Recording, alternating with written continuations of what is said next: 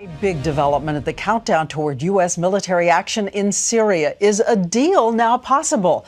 Did the Russians persuade Assad to turn over his chemical weapons? Even Congress now putting on the brakes. And moments ago, I sat down with President Obama, who seemed to be signaling the tough stand by the U.S. may have caused a dictator to back down. If Bashar al-Assad yields control of his chemical weapons to international authority, are we back from the brink? Is military strike on pause? Absolutely, if in fact that happened. I don't think that we would have gotten to this point unless we had maintained a credible possibility of a military strike, and I don't think now's the time for us to let up on that. I want to make sure that that norm against use of chemical weapons is maintained. That's in our national security interest. If we can do that without a military strike, that is overwhelmingly my preference. And now the key is, can we see with a sense of urgency? Urgency meaning how long does he have to show this is real? A week? A month? This is one of those situations where the stakes are high, but they're long-term. They're not immediate, they're not imminent. But they are serious. I don't anticipate that you would see a succession of votes this week or anytime in the immediate future. And so I think there will be time during the course of the debates here in the United States for the international community, the Russians and the Syrians, to work with us to see is there a way to resolve this. But I want to make sure that we don't take pressure off. I'm not going to put a particular time frame on. I think that we know what's at stake here. We know that the international community, even Assad's allies like Iran, agree that chemical weapons use is abhorrent. You still want Congress to vote authorization, and do you still reserve the right to strike if they say no? Strikes may be less effective if I don't have congressional support and if the American people don't recognize why we're doing this. So I haven't made a final determination in terms of what next steps would be. My hope would be that I can persuade Congress that this is important.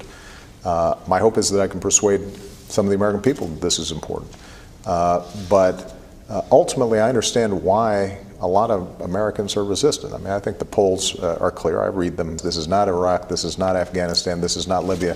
The goal would be to degrade the capacity of Assad to carry out these specific chemical weapons attacks. And Bashar al-Assad has said everything is possible in terms of retaliation. You should expect everything. You should expect everything. Do you feel at this moment, looking at everything that's possible, that the American people should brace for retaliation?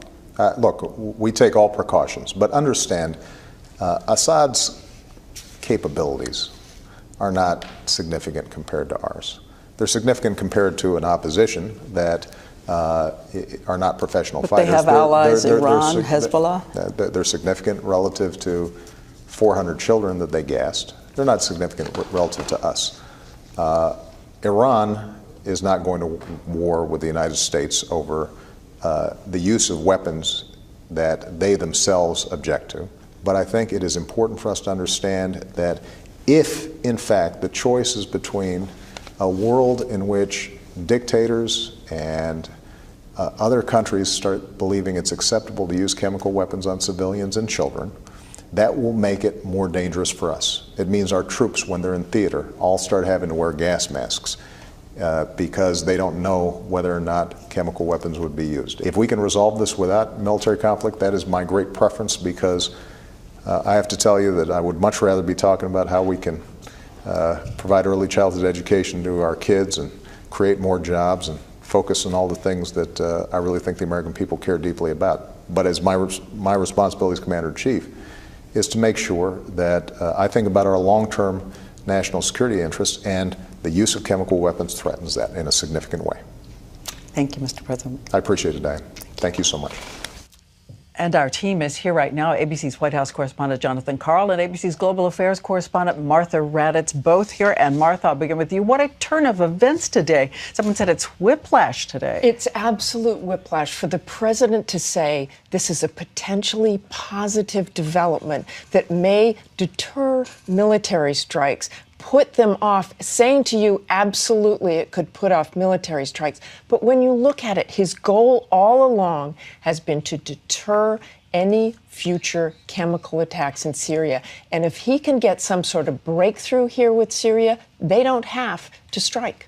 And they're going to stay on alert, nonetheless. They have to stay on alert. Military forces are ready to go whenever the president gives the order, but we have to see if Congress votes on that to begin with. Well, what about that, Jonathan Karl? It looks as if Congress is going to have a long time to decide now. Well, the Senate just announced just a few minutes ago, Diane, that they're going to delay the vote, and it looks really bad for the president in terms of the votes, especially in the House.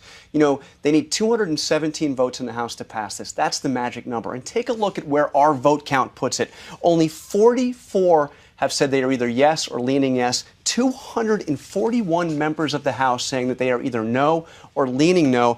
This looks really tough. Now, the White House still believes they could turn this around. You had 70 members of Congress down to the White House today. The president's going to meet with all 100 senators tomorrow. But this Russia development, a lot of members I'm hearing from are saying they hope this is a way out. Well, everybody has a chance, for the moment anyway, to look and see what the developments bring. Thank you, John. Thank you, Martha. And a reminder to everyone at home, the president is going to speak to the nation tomorrow night, and ABC News will be carrying it live.